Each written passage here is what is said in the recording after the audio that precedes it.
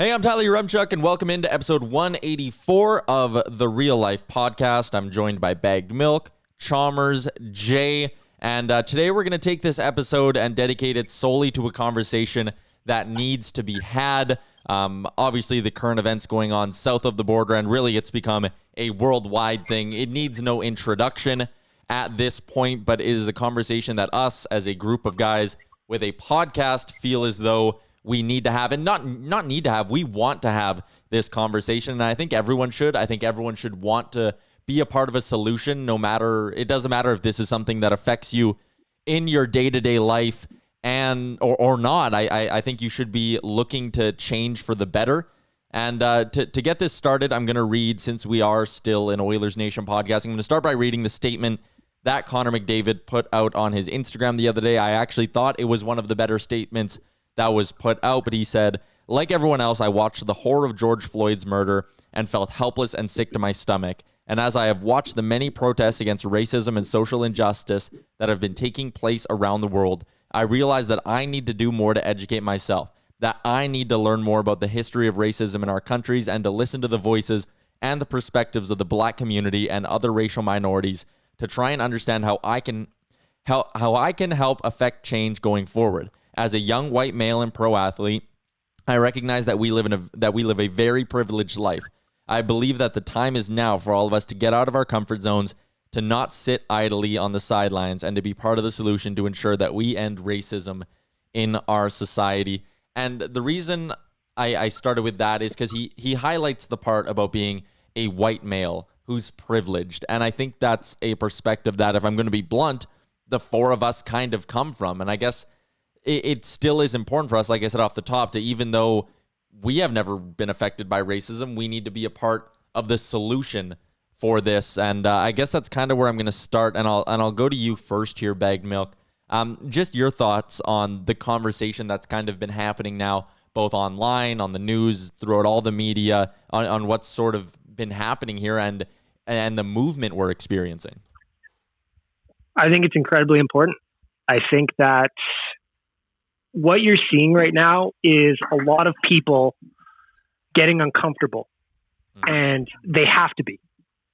They have to be. Like you said, like Connor said in his statement, as white guys, we don't experience this on a day-to-day basis, so we don't have to worry about it. However, that's not the point of this. The point of this is to bring to light that this is a situation that happens for a lot of Black men, a lot of Black women, and a lot of people of color on a daily basis. And they don't have a choice in that. We have the privilege of educating ourselves and reading about it and learning about it and forming opinions and using our voice. Whereas for a Black man, that's not the case. And until we get to a point where they can go out of their houses and not have to worry about police being harassed, followed unjustly, then this conversation has to continue. And it's going to be uncomfortable and it's going to be hard, but that's what it takes. That's what it takes. People need to watch the videos.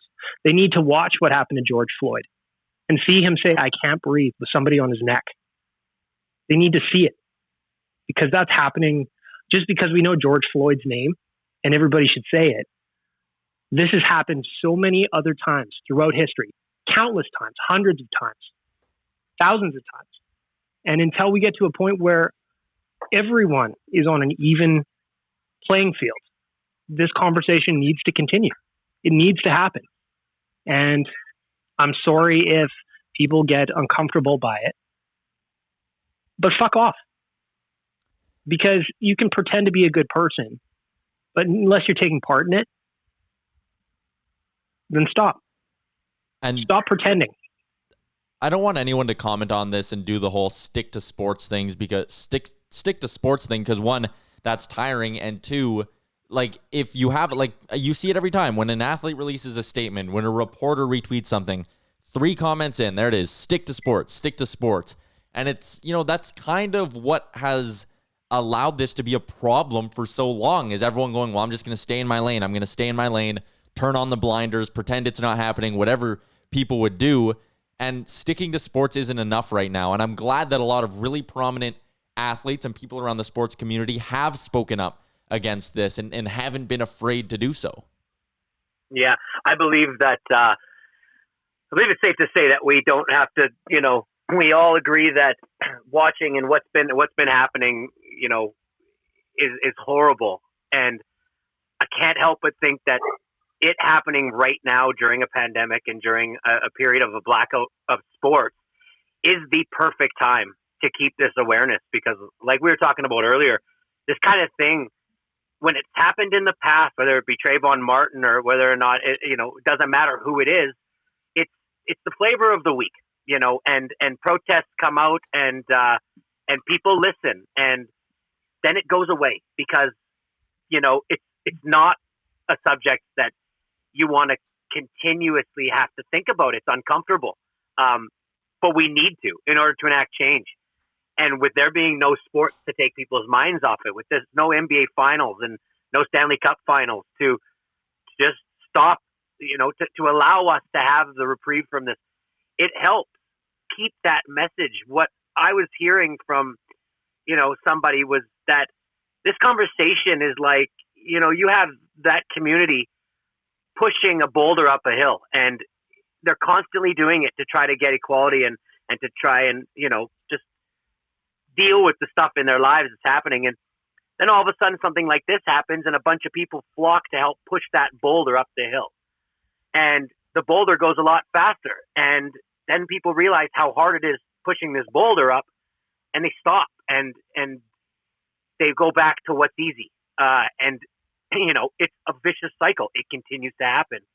And like I said, as much as it sucks that it had to happen for, that somebody being murdered in the street, had to happen for this. This time is perfect. I can't help but think that, and I'm glad it's happening. And I hope that it can continue to happen. And my, 40 years old, and I live in Edmonton, and I'm a white, I'm a white man, and I constantly struggle with how to keep it going. How, especially this week. I mean, it seems like we have to try to figure something out. Yeah. We need to figure something out, and we also need people to join in the conversation. And we need people to be open to learning and not just saying things like Tyler said, stick to sports. Yeah, because so I think with a podcast like ours, sorry to interrupt you, but with a podcast like ours, we do have people that listen, and they, they're probably a lot of folks just like us out there.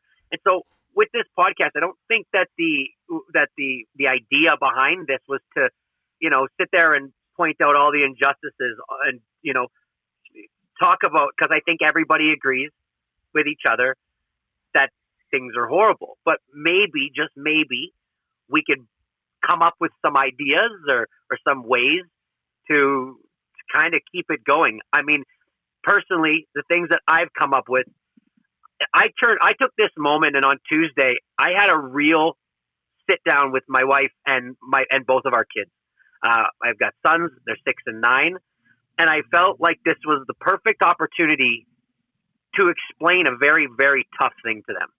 And right off the bat, I could tell that they're aware of what's happening. They don't understand fully, but they're aware that there's some real issues out there. And so we were just really honest with them, and we sat down and we talked to them about about the world. And it starts there, because like that generation, I mean, the generation below myself is already more compassionate. They're more, like your generation, you're more understanding. I mean, you have your generation has been about, race, about LGBTQ, like those type of issues.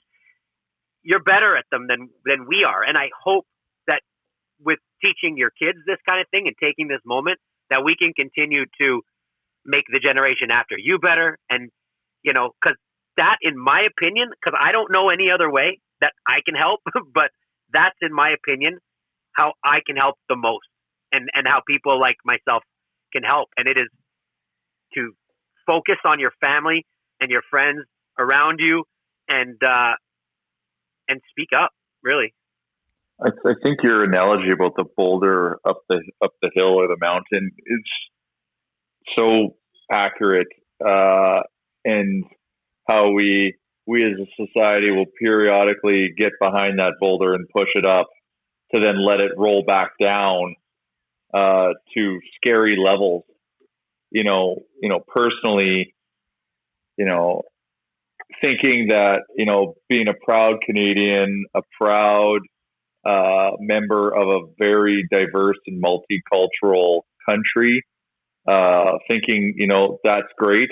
And, having the time, what this has done is just opened up my eyes to realizing, like, just because you're proud to be a Canadian of a multicultural country, that's good enough. I'm learning that, like, no, like, and I kind of feel some guilt, as opposed to, like, that's not enough, because that doesn't force change. And it's actually action, considerable action and collective action, that actually forces this stuff to get to where it needs to go, so that boulder doesn't roll back down the hill any further. And that's been kind of just what I've been processing during this time.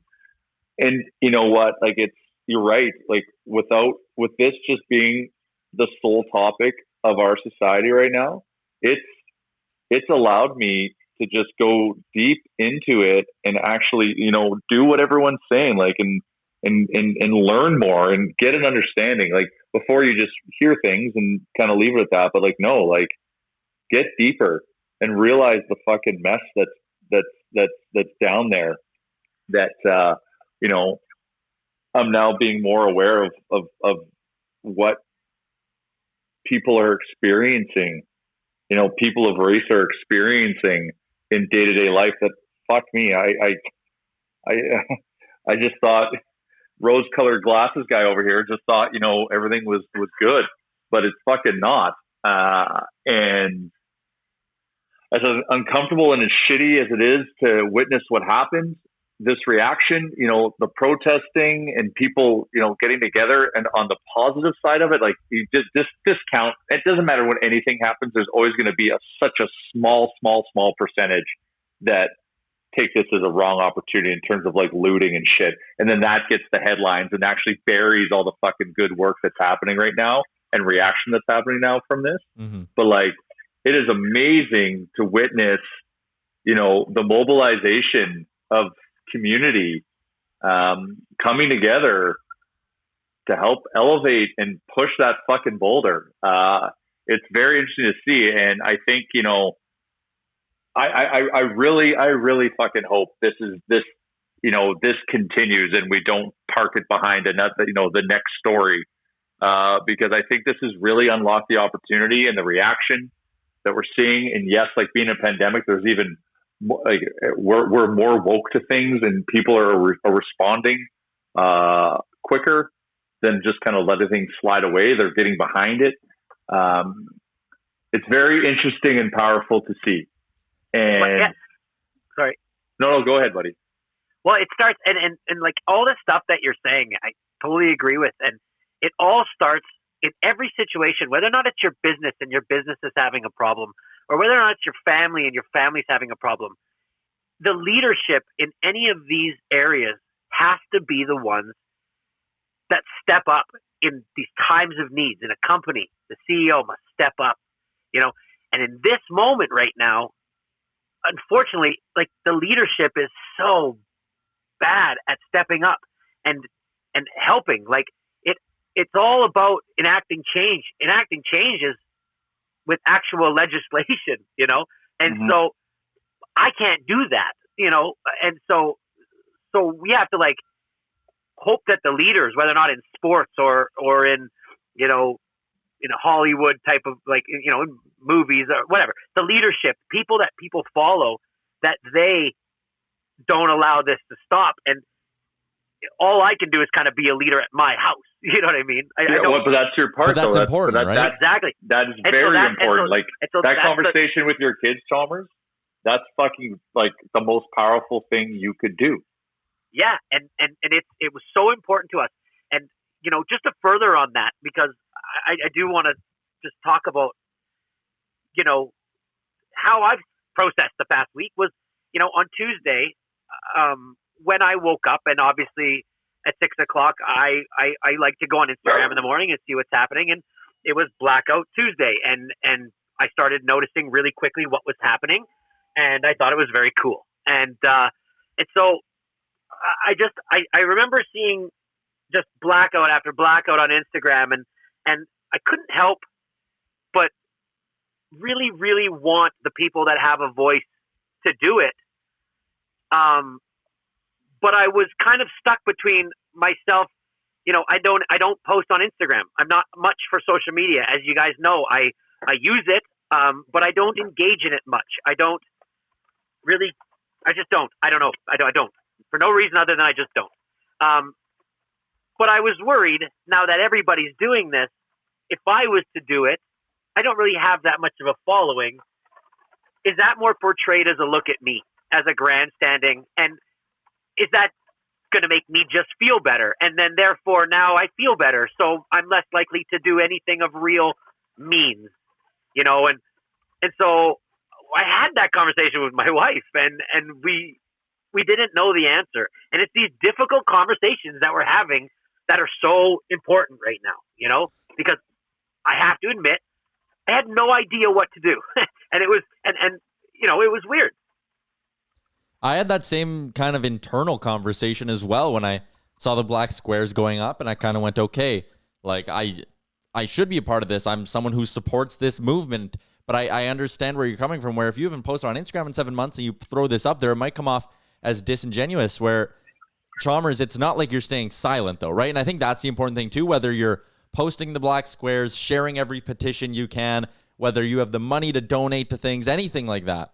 As long as you're doing something to help the cause, I think that's important. And right now up at Oilers Nation, I would encourage everyone to go read the piece that Robin Brownlee posted. It's titled Square One. And at the end, the last little excerpt is titled The Way Ahead.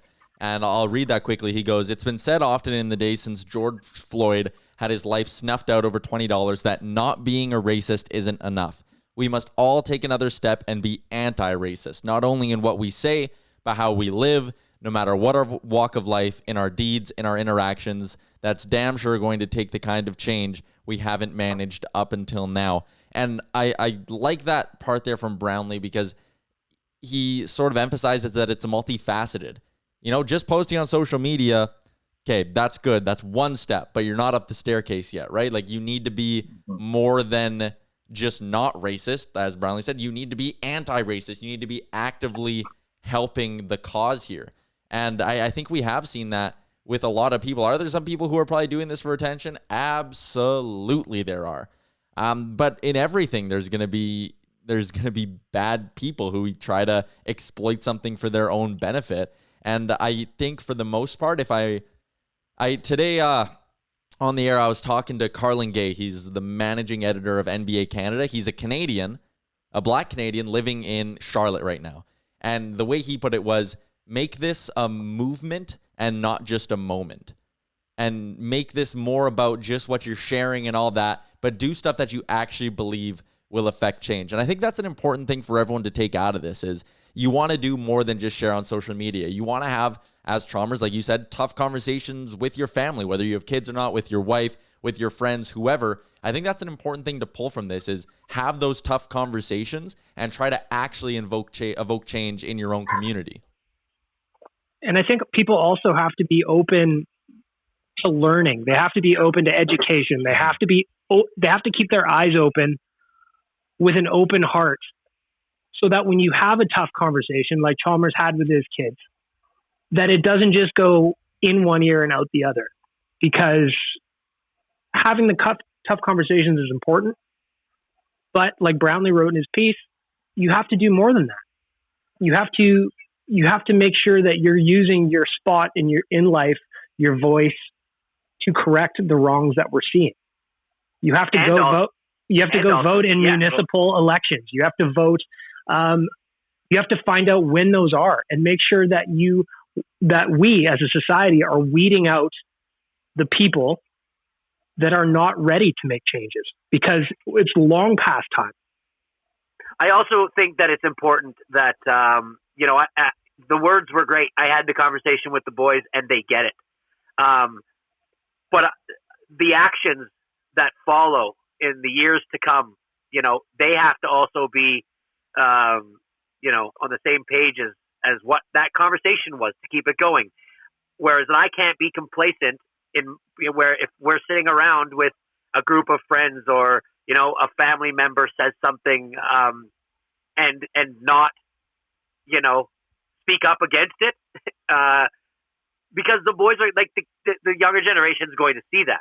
So that's another thing that I think, it can't be just this conversation right now. And then in 6 months, if you're sitting there with the boys and in public, you see something that's wrong happening and you don't kind of say something, and that can get a bit tricky. Obviously in public, you don't want to go and, I don't know, public situations are a little different, but more so saying if a friend makes a comment or an adult or something, I've got to focus on making it just a thing that we do from now on, from this day forward. And I think you mentioned, out in public it's difficult, but a lot of this is difficult. And hopefully this conversation drives it to the point where when you see something in public, you can feel comfortable reacting because, one, you're not the only one who saw it, and two, you're doing the right thing and people will be on your side, right? Like if you see, I'm just pulling an example, you're at the grocery store, you see something go down,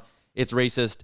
Maybe this movement will give more people the courage to step up and stop stuff like that in public and give them that sort of empowerment, right?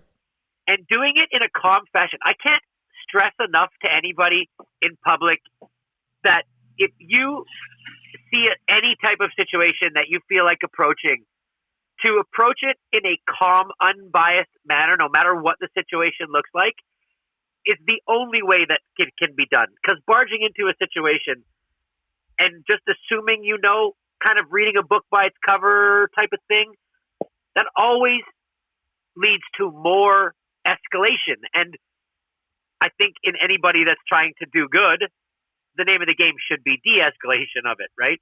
Mm-hmm. And so, I got to say that being calm and just I'm really trying to show my friends' kids, when we're around them, just be better, be calm, just be better. I don't really know how to explain it, but yeah. But I've heard the one good thing is I've heard a lot of good stuff come out. I've seen a lot of good stuff. It took. Just to touch on Drew Brees for 1 second, he put his foot in his mouth and, what you saw was teammates come out and speak up against it. For those of you that don't really know the situation, Drew Brees has a long family history of military uncles and brother and family members that were in the military. He, back in the past, commented that disrespecting the flag during the national anthem was not the right way to protest. 4 years ago, that was said without, a lot of people batting an eye. It was relatively new. Now, it seems like, it was wrong to say that. And Drew Brees kind of doubled down on it this week and really caught the ire of a lot of his teammates and a lot of the black community. But his apology was really, really good. And it was strong because a lot of the statements I'm seeing are just statements. I read them all. I hear them all. 5 guys in a room concocting a statement for Joe athlete over here so that he can put out something that's, right down the middle. That's great. But the statements from teams, from owners, from powerful people need to condemn this. They need to say this is wrong. They need to call it by its name. They need to put pressure on the people to enact change. And Drew Brees does this in his apology. And I wish I had it right here, but it's really just a couple sentences where he says, just that. And it was the most strident that anybody said it, and it sucks that it took what he had to go through, and what his teammates had to go through to get there, you guys? Does it make sense? Yeah, like you want this to be a learning moment, right? You absolutely want this to be a learning moment. My concern with Drew Brees' apology was that would it have come out if he didn't get absolutely blasted? And that's kind of my concern with it too. Probably that's not.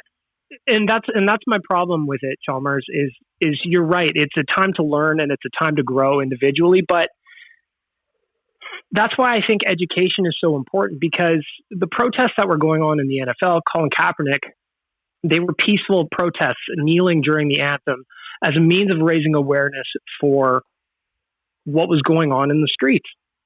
And it had nothing to do with disrespecting the military or the flag. And one might even argue that the military, they do what they do so that people can protest just like that. It was peaceful. 100%. I So, think you're bang on. I think that's where my problem with Drew Brees was, is that I think that no one was looking at the Colin Kaepernick NFL kneeling during the anthem protest. Well, anybody that was paying attention anyway sees it as a sign of a slight against the military or the flag.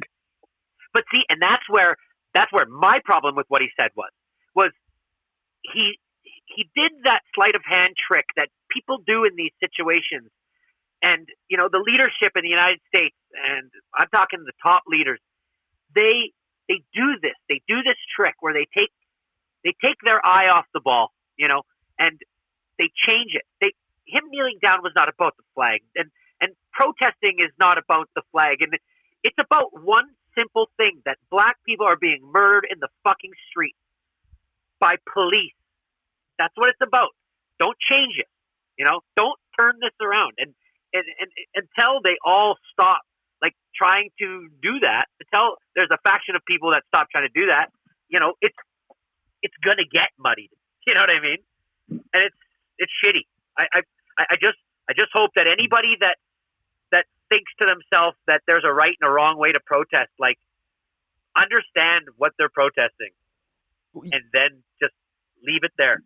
Like when you say stick to sports, when you try to bring Kaepernick's peaceful protest or any of the protests back to a disrespecting the flag or whatever, like you said, whenever you try to change the narrative, you are a part of the problem. You're outing yourself as not just a part of the problem, you're outing yourself as the problem. Like, that is a major issue with all this, is people who just can't seem to understand, and they just seem to want to be intentionally obtuse to these issues. And I think that's what was encouraging, is when Drew Brees comes out and says this, he gets slammed for it by a large portion of NFL players, NFL media, everyday people online, all of this stuff. Like, teammates, like, man, like, crazy. He got slammed. And I think, again, you went back to seeing something in public, and I said, I hope this movement gives people the courage to, even when it's uncomfortable, confront these issues and try to affect change. And I think that was almost a prime example of it.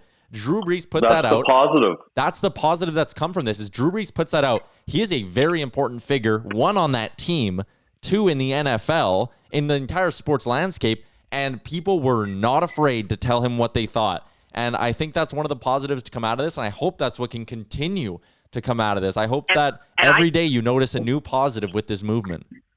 And I think he did the one thing that we all need to do, and that is just listen. Yeah. Not listen to people that are our friends that are like, you know, like, I'm talking, listen to podcasts, listen to the news, listen to the people in power, listen to the statement, the red statement by the Atlanta governor, the governor of Atlanta.